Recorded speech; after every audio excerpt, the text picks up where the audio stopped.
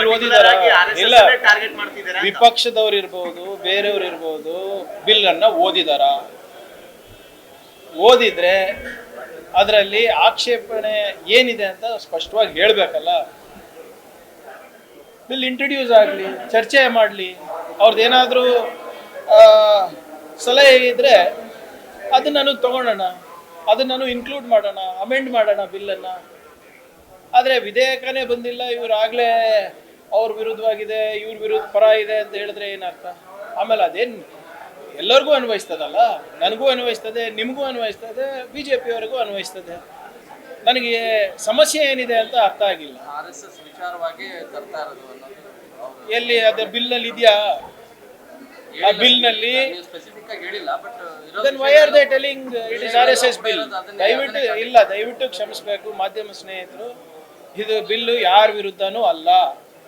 ನೀವೇ ಹೇಳಿ, ಸರ್ಕಾರಿ ಜಾಗಗಳನ್ನು ಖಾಸಗಿ ವ್ಯಕ್ತಿಗಳಿರ್ಬೋದು, ಸಂಸ್ಥೆಗಳಿರ್ಬೋದು, ರಾಜಕೀಯ ಪಕ್ಷಗಳಿರ್ಬೋದು, ಪರ್ಮಿಷನ್ ಇರಲಾರ್ದೆ ಉಪಯೋಗ ಮಾಡೋದು ಸರಿನಾ ಹೇಳಿ ನೀವೇ? ಈಗ ನಾಳೆ ಇಲ್ಲಿ ವಿಧಾನಸೌಧದ ಆವರಣದಲ್ಲಿ ಫ್ರೀಡಮ್ ಹಬ್ಬ ನಡೀತಾ ಇದೆ, ಅದಕ್ಕೆ ಪರ್ಮಿಷನ್ ತಗೊಂಡಿದ್ದಾರಲ್ಲ. ನಾಳೆ ನೀವು ಯಾವುದೋ ಸರ್ಕಾರಿ ಜಾಗದಲ್ಲಿ ಫಂಕ್ಷನ್ ಮಾಡ್ಬೇಕಂತೀರ ನಿಮ್ಮ ಈ ಮಾಧ್ಯಮ ಸಂಸ್ಥೆಗಳ ಮುಖಾಂತರ, ಅದಕ್ಕೆ ಪರ್ಮಿಷನ್ ತಗೋಬೇಕಲ್ಲ. ನೀವು ಖಾಸಗಿಯಾಗಿ ಏನಾದರೂ ಮಾಡಿದ್ರೆ ನಮ್ಮ ಪರ್ಮಿಷನ್ ಅಗತ್ಯ ಇಲ್ಲ, ಯಾರಿಗೇ ಇರ್ಬೋದು. ಸೊ ಇದರಲ್ಲಿ ಸಮಸ್ಯೆ ಏನಿದೆ? 3 ವರ್ಷದಿಂದ ಶಾಂತಿಯುತವಾಗಿ ಮಾಡ್ಕೊಂಡು ಬರ್ತಾ ಇದ್ವಿ, ಈಗ ಯಾಕೆ ರೀ? ನಮ್ಮ ಪಕ್ಷ 140 ವರ್ಷದ ಇತಿಹಾಸದ ಪಕ್ಷ, ನಾವು ಪರ್ಮಿಷನ್ ತಗೊಳಲ್ಲೇನ್ರಿ? ನಾವು ಪರ್ಮಿಷನ್ ತಗೊಂತೀವಲ್ಲ, ನಮ್ಮದು 140-150 ವರ್ಷದ ಇತಿಹಾಸ ಇದೆ ನಮ್ಮ ಪಕ್ಷಕ್ಕೆ. ನಾವು ಪರ್ಮಿಷನ್ ತಗೋತೀವಿ, ನೀವು ತಗೊಳ್ಳಿ, ಎಲ್ಲರೂ ತಗೊಳ್ಳಿ, ಅದಕ್ಕೇನು ಸಮಸ್ಯೆ ಏನಿದೆ? ನೀವು ನಿಮ್ಮ ಮನೆಯಲ್ಲಿ ಯಾವುದೋ ಶುಭ ಕಾರ್ಯ ನಡೀತಾ ಇದೆ, ಮನೇಲಿ ಮದುವೆ ನಡೀತಾ ಇದೆಯೋ, ನಾಮಕರಣ ನಡೀತಾ ಇದೆಯೋ, ರೋಡ್ ಮೇಲೆ ಊಟ ಹಾಕ್ಬೇಕಂತೀರಾ, ಬಂಡಾಲ್ ಹಾಕ್ಬೇಕಂತೀರಾ, ಪರ್ಮಿಷನ್ ತಗೊತೀರಲ್ವಾ? ಅಷ್ಟೇ ಹೇಳ್ತಾರೆ ತಗೊಳ್ಳಿ ಅಂತ. ವೈಸ್ BJPಗೆ ಆತಂಕ ಏನು? ಬಿಲ್ ನೋಡಿ, ಸರಿಯಾಗಿ ಓದಿ, ಅದರಲ್ಲಿ ಏನಾದರೂ ಸಲಹೆ ಕೊಡ್ಬೇಕಂದ್ರೆ ತಗೊಳ್ಳಿ. ನಾವೇನು ಕಾನೂನಾತ್ಮಕವಾಗಿ ಮಾಡ್ತಾ ಇರೋದು. ಸುಪ್ರೀಂ ಕೋರ್ಟ್ ಆದೇಶ ಏನಿದೆ ಓದ್ಕೊಳ್ಳಿ ಅವರು, ಹೈಕೋರ್ಟ್ ಆದೇಶ ಏನಿದೆ ಓದ್ಕೊಳ್ಳಿ ಅವರು. ನಂದಾದಂಥ ಒಂದು ಆದೇಶಗಳನ್ನು ಕೋರ್ಟ್ ಆದೇಶಗಳನ್ನು ಸೃಷ್ಟಿ ಮಾಡೋಕ್ಕಾಗಲ್ಲ ಅಲ್ಲ. ಸುಮ್ಮನೆ ಇದನ್ನು ನೋಡಿ, ಅವ್ರ ಹತ್ರ ಯಾವುದೂ ಇಶ್ಯೂ ಇಲ್ಲ ಸದನದಲ್ಲಿ ನಮ್ಗೆ ಎದುರಿಸಲಿಕ್ಕೆ. ಅದಕ್ಕೆ ಸುಮ್ಮನೆ ಸುತ್ತಿ ಬಳಸಿ ಯಾವ್ದು ಅನ್ರಿಜಿಸ್ಟರ್ಡ್ ಸಂಘಗಳ ಬಗ್ಗೆ ಮಾತಾಡ್ತಾ ಇದ್ದಾರೆ. ಮಾಡಲಿ, ಯಾರು ಬೇಡ ಅಂದಿದ್ದಾರೆ? ನೋಡಿ ಸರ್, ಬಿಲ್ ನೀವು ಓದಿದ್ದೀರಾ? ಮಾಧ್ಯಮದಲ್ಲಿ ಬಿಲ್ ಇದೆಯಾ ಅಥವಾ ಅವ್ರ ಕೈಗೆ ಬಂದಿದ್ಯಾ? ನಿನ್ನೆ ಕ್ಯಾಬಿನೆಟ್ನಲ್ಲಿ ಅಪ್ರೂವ್ ಆಗಿದೆ.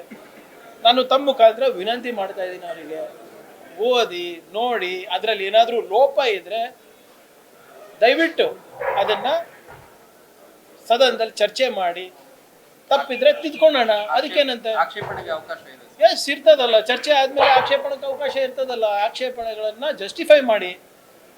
ಸಾರಾಸಗಟವಾಗಿ ನೀವು ತಳ್ಳೋದಕ್ಕಿಂತ tell me what is wrong, we will correct it. ನೀವೇ ಟಾರ್ಗೆಟ್ ಮಾಡ್ತೀರಾ? ಸಾರಿ, ಟಾರ್ಗೆಟ್ ಮಾಡ್ತಿದ್ರಿ RSS ಅಂತ. ಇದು ಒಳ್ಳೆ ಕಥೆ ಆಯ್ತಲ್ಲಪ್ಪ. ನಾನು ಜೀವ ಬೆದರಿಕೆ ಹಾಕಿರೋದು ನನಗೆ. ಈಗ ಇಡೀ BJP ಅವ್ರು ಯಾಕೆ ಮುಗಿದು ಬೀಳ್ತಾ ಇದ್ದಾರೆ ನನ್ನ ಮೇಲೆ? ಅವ್ರು ನನಗೆ ಟಾರ್ಗೆಟ್ ಮಾಡ್ತಾ ಇದ್ದಾರೆ, ನಾನು ಅವ್ರಿಗೆ ಟಾರ್ಗೆಟ್ ಮಾಡ್ತಾ ಇದ್ದಾರೆ. ನೀವು ತೀರ್ಮಾನ ಮಾಡಿ. ಯಾರು ಪ್ರಶ್ನೆ ಮಾಡ್ತಿಲ್ಲ, ನೀವೊಂದೇ ಪ್ರಶ್ನೆ ಮಾಡ್ತಿರೋದು ಅಂತ. ಇಲ್ಲಿಗೆಲ್ಲ ಪ್ರಶ್ನೆ ಮಾಡ್ತಾ ಇದ್ದೀನೇನ್ರಿ? ಅನ್ಕಾನ್ಸ್ಟಿಟ್ಯೂಷನಲ್ ಆಗಿ ಪ್ರಶ್ನೆ ಮಾಡ್ತಾ ಇದ್ದೀನೇನ್ರಿ? ಯಾವ ದೇಶದಲ್ಲಿ ಶ್ರೀರಾಮನು ಲೆಕ್ಕ ಕೊಡಬೇಕು, ರಾಮನ ಭಕ್ತರು ಲೆಕ್ಕ ಕೊಡಬೇಕು, ಇವ್ರು ಲೆಕ್ಕ ಕೊಡಂಗಿಲ್ಲ ಅಂದರೆ ಹೆಂಗೆ? ಅಷ್ಟೇ ಅಲ್ವಾ ಹೇಳ್ತಾ ಇರೋದು ನಾನು. ಆಮೇಲೆ ಈ ಬಿಲ್ಲಿಗೆ ನಿಮ್ಮ ಅನ್ರಿಜಿಸ್ಟರ್ಡ್ ಅನ್ರೆಗ್ಯುಲೇಟೆಡ್ ಆರ್ಗನೈಸೇಷನ್ಗೆ ಸಂಬಂಧ ಇಲ್ಲ. ನೀವೇನಾದರೂ ಬಂದು ಸದನದಲ್ಲಿ ಹೇಳ ಸ್ವಾತಂತ್ರ್ಯ ನಿಮಗಿದೆ. ಸಕಾರಾತ್ಮಕವಾಗಿ ನಿಮ್ದು ಏನಾದರೂ ಸಲಹೆಗಳಿದ್ರೆ we will accept. Prajwal Revanna mobile ಬಳಸಿರೋ ವಿಚಾರ ಅಪ್ಡೇಟ್ಸ್ ಏನಿದೆ ಸರ್? ಯಾರ ಮೇಲೆ ಆಕ್ಷನ್? ಒಂದು ಕೆಲಸ ಮಾಡ್ತೀನಿ, ಡೈಲಿ ತನಿಖೆ ಅಪ್ಡೇಟ್ ಇಲ್ಲೇ ಕೊಟ್ಬಿಡ್ತೀನಿ. ನೋಡಿ, ಕೈಂಡ್ಲಿ ಪ್ರಾರ್ಥನೆ ಮಾಡ್ತೀನಿ ಮಾಧ್ಯಮ ಸ್ನೇಹಿತರಿಗೆ, ತನಿಖೆ ನಡೀತಾ ಇದೆ, ಅವೆಲ್ಲರೂ ಕೂಡ ನಾವು ಬಹಿರಂಗ ಚರ್ಚೆ ಮಾಡಲಿಕ್ಕಾಗಲ್ಲ. ಅಂಥದ್ದೇನಾದರೂ ಮಾಧ್ಯಮಗಳಿಗೆ ತಿಳಿಸ್ಬೇಕಾಗಿರುವಂಥ ವಿಚಾರಗಳಿದ್ರೆ ತಿಳಿಸ್ತೀವಿ. ಆಮೇಲೆ ನಿಮಗೂ ಮೂಲ ಇದೆ. ಈಗ ಎಷ್ಟೊಂದು ಸನ್ನಿವೇಶಗಳು ಲೀಕ್ ಆಗ್ತಾ ಇದೆ ಅಲ್ಲ, ನಮ್ಮಲ್ಲೂ ಕೂಡ ಇದಾರಲ್ವಾ ಕೆಲವು ಜನ ಬಂದು ನಿಮ್ಗೆ ನೇರವಾಗಿ ಮಾತನಾಡೋರು. ಸರ್ ಬಿಡದಿ ಹೋರಾಟವನ್ನು ದಾರಿ ತಪ್ಪಿಸೋ ಕೆಲಸ ಇದೊಂದು ತಂದಿದ್ದಾರೆ ಅಂತ ಹೇಳ್ತಿದ್ದಾರೆ ಸರ್ ಜೆ ಡಿ ಎಸ್.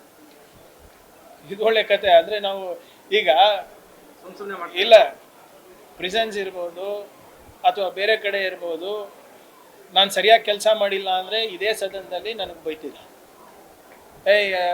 ಏನಪ್ಪ ನಿಮ್ಮ ಪರಪ್ಪ ಅಗ್ರಹಾರ ಇರ್ಬೋದು, ಬೆಳ್ಳಾರಿ ಜೈಲಲ್ಲಿ ಇರ್ಬೋದು, ರಾಜಾರೋಷವಾಗಿ ಟಿ ವಿ ನೋಡ್ತಾ ಇದ್ದಾರೆ, ರಾಜಾರೋಷವಾಗಿ ಮೊಬೈಲ್ ಯೂಸ್ ಮಾಡ್ತಾ ಇದ್ದಾರೆ, ಡ್ರಗ್ಸ್ ಹಾವಳಿ ಇದೆ ಅಂತ ನೀವೇ ಬೈತೀರ. ಕರೆಕ್ಟಾಗಿ ನಾನು ಕೆಲಸ ಮಾಡಿದ್ರೂ ನೀವೇ ಬೈತೀರ. ತೀರ್ಮಾನ ಮಾಡಿಬಿಡಿ, ನಾನು ಕೆಲಸ ಮಾಡಬೇಕಾ ಮಾಡಬಾರ್ದ. ಇದಕ್ಕೆ ಅದಕ್ಕೆ ಏನು ಸಂಬಂಧ? ಈಗ ಸರ್ಪ್ರೈಸ್ ರೇಡ್ ಮಾಡಿಸಿದ್ವಿ, ಮೊಬೈಲ್ ಸಿಕ್ತು, ಅದಕ್ಕೆ ಬಿಡದಿಗೆ ಏನು ಸಂಬಂಧ? ಅಂದರೆ ಬಿಡದಿ ಹೋರಾಟ ಇರಲಿಲ್ಲ ಅಂದರೆ ಮೊಬೈಲ್ ಯೂಸ್ ಮಾಡ್ಬೋದಾಗಿತ್ತು. ಅವರು ಯಾರೇ ಇರ್ಬೋದು, ಅವ್ರು ಇವರು ಅಂತಲ್ಲ. ಈಗ ಒಳ್ಳೆ ಕೆಲಸ ಮಾಡಿದ್ಕು ಬೆಂಚ್ ಹಾಕಿಸಲ್ಲ. ಏನಾದರೂ ಒಂದು ವಿಧೇಯಕ ಒಳ್ಳೇದಾಗುತ್ತೆ ಸಾರ್ವಜನಿಕರೇ ಅಂದರೆ ಅದಕ್ಕೂ ನೀವು ಒಪ್ಪಿಗೆ ಇಲ್ಲ. ಏನು ಮಾಡಬೇಕು ಅದನ್ನು ಹೇಳ್ಬಿಡ್ಲಿ, ಅವರೇ ಮಾರ್ಗದರ್ಶನ ಕೊಟ್ಬಿಡ್ಲಿ ನನಗೆ. ಬಿಜೆಪಿ ಹೋರಾಟ ಮಾಡಿದೆ ಸರ್ ಇವತ್ತು ಮಹಿಳೆಯರಿಗೆ ಸ್ಥಾನಮಾನ ಕೊಟ್ಟಿಲ್ಲ, ವಿಶೇಷ ಸ್ಥಾನ. ಅವ್ರ ಹತ್ರ ಮಹಿಳೆಯರ ಸಬಲೀಕರಣದ ಬಗ್ಗೆ ಕಲಿಬೇಕೇನ್ರಿ ನಾವು? ಅತ್ಯಾಚಾರಿಗಳ ಪಾರ್ಟಿ ಯಾವುದು? ಅವ್ರ ಹತ್ರ ಕಲಿಯೋದೇನೂ ಇಲ್ಲ ನಮ್ಗೆ. ನಾಗೇಂದ್ರ ವಿಚಾರ ರಾಜೀನಾಮೆ ಕೊಟ್ಟಿರ್ತಾರೆ ಸರ್. ಇಡೀಲಿ ರೇ ಸಿ ಬಂದು ಸದನದಲ್ಲಿ ಚರ್ಚೆ ಮಾಡಲಿ ಯಾಕೆ ಏನು ಅಂತ. ಸುಮ್ಮನೆ ಬಂದು ಮೈಕ್ ಮುಂದೆ ಮಾತಾಡೋದು ಏನು ಪ್ರಯೋಜನ? Let them come and discuss. ಈಗ I T E D C B ಎಲ್ಲ ಅವ್ರದ್ದೇ ಇದೆ ಅಲ್ಲ, ತೋರಿಸ್ಬಿಡ್ಲಿ ಒಂದು ಕಾಗದ, ಹೌದಪ್ಪ ಈಸ್ ಗಿಲ್ಟಿ ಅಂತ, ತಕ್ಷಣ ರಾಜೀನಾಮೆ ಕೊಡ್ತಾರೆ. ಸುಮ್ಮನೆ ಏನಿಲ್ಲ, ಸುಮ್ಮನೆ ನಾವು ಮಾತಾಡ್ಕೋತಾ ಹೋದ್ರೆ ಹೇಗೆ? ಸರ್ ಜಮೀರ್ ಅವರು ವಿಜಯನಗರ ಉಸ್ತುವಾರಿಯನ್ನ ಬೇಡ ಅಂದಿದ್ದಾರೆ, ನಂಗೆ ಯಾವುದೇ ಜಿಲ್ಲಾ ಉಸ್ತುವಾರಿ ಕೊಡಬೇಡಿ ನೋಡಿ, ವಾಟ್ ಎವರ್ ನೋಡಿ, ಜಿಲ್ಲಾ ಉಸ್ತುವಾರಿ ಹಂಚಿಕೆ ವಿಚಾರ ಅದು ಮಾನ್ಯ ಮುಖ್ಯಮಂತ್ರಿಗಳ ವಿವೇಚನೆ. ಯಾರಿಗೆ ಕೊಡಬೇಕು ಕೊಡಬಾರ್ದು ಅದು ಮುಖ್ಯಮಂತ್ರಿಗಳು ತೀರ್ಮಾನ ಮಾಡ್ತಾರೆ. ಹಿಂದೆ ಕೃಷ್ಣ ಬೈರೇಗೌಡರಿಗೂ ಇರಲಿಲ್ಲ, ಕಳೆದ ವರ್ಷ ಅವರಿಗೆ ಹಾಸನ ಕೊಟ್ಟರು. ಸೊ ಅದರಲ್ಲಿ ಏನು ಇದೆ, ನಮ್ಗೆ ಎಷ್ಟು ಜಿಲ್ಲೆಗಳಿದೆ ಅಷ್ಟೇ ಕೊಡೋಕ್ಕಾಗ್ತದಲ್ಲ, ಹೆಚ್ಚು ಕೊಡೋಕ್ಕಾಗಲ್ಲ, ಕಮ್ಮಿನೂ ಕೊಡೋಕ್ಕಾಗಲ್ಲ. ಆಮೇಲೆ ಎಲ್ಲರದ್ದು ಜವಾಬ್ದಾರಿ ಏನು ಇರಬೇಕು ಅದು ಪಕ್ಷದ ವರಿಷ್ಠರು ಮುಖ್ಯಮಂತ್ರಿಗಳು ತೀರ್ಮಾನ ಮಾಡ್ತಾರೆ. ಅವರಿಗೆ ಧ್ವಜಾರೋಹಣದ ಉಸ್ತುವಾರಿ ಕೊಟ್ಟಿದ್ರು, ಅದನ್ನು ನಿಭಾಯಿಸಕ್ಕಾಗಲ್ಲ ನೋಡಿ, ಅವರು ಧ್ವಜಾರೋಹಣ ಬಗ್ಗೆ ಮಾತಾಡಿಲ್ಲ. ಅಲ್ಲಿ ನಮ್ಮ ಪತ್ರದಲ್ಲಿ ವಿಜಯನಗರ ಇದ್ರ ಉಸ್ತುವಾರಿ ಬಗ್ಗೆ ಮಾತನಾಡಿದ್ದಾರೆ. ಸಹಜವಾಗಿ ಉಸ್ತುವಾರಿ ಇದ್ರೆ ಎಲ್ಲಾನು ಜವಾಬ್ದಾರಿಗಳು ವಹಿಸ್ಬೇಕಾಗ್ತದೆ. ಅದು ಅಲ್ಲಿನ ಬರ ನಿರ್ವಹಣೆ ಇರ್ಬೋದು, ಅತಿವೃಷ್ಟಿ ನಿರ್ವಹಣೆ ಇರ್ಬೋದು, ಆಗು ಹೋಗುಗಳಿರ್ಬೋದು, ಧ್ವಜಾರೋಹಣ ಇರ್ಬೋದು. ಸೊ ಎಲ್ಲೂ ಕೂಡ ನಾನು ಧ್ವಜಾರೋಹಣ ಮಾಡಲ್ಲ ಅಂತ ಹೇಳಿಲ್ಲ ಅಲ್ಲಿ. Is just excusing himself from the responsibility. ಏನು ಚುನಾವಣೆ ಇದೆ, ಅದಕ್ಕೆ ಬಹುಶಃ ಇಲ್ಲಿ ನಾನು ಕಾನ್ಸಂಟ್ರೇಟ್ ಅಲ್ಲಿದ್ದರೆ 2-3 ದಿನ ಇರಬೇಕಾಗ್ತದೆ ಅಂದ್ಬಿಟ್ಟು ಅವ್ರು ಬಹುಶಃ ಕೇಳ್ಕೊಂಡಿರ್ಬೇಕು. ಬಟ್ ಅದು ತೀರ್ಮಾನ ಮುಖ್ಯಮಂತ್ರಿಗಳು ಮಾಡ್ತಾರೆ. Thank you.